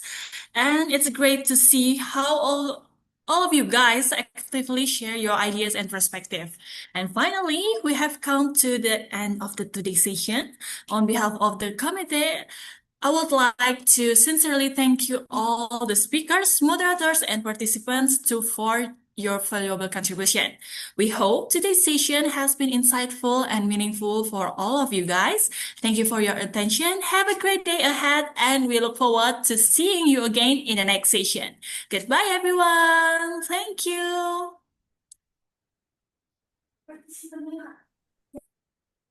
Thank you. Thank Have you. a great day. Thank you for the day. See you tomorrow, inshallah. Yeah, see you tomorrow, Ya guys, guys. sampai jumpa Everyone. besok. Sampai jumpa besok hari. Thank you, guys. Thank you. Thank you. Everyone. Thank you, Sadi. everyone. Thank you, Sadi. Terima kasih ya. Ya, terima kasih kembali. Terima kasih. Aduh. Thank you. Thank Very you, much. guys. Have a great day. Thank you. Thank you. Thank See you you for your tomorrow. excitement. See you tomorrow.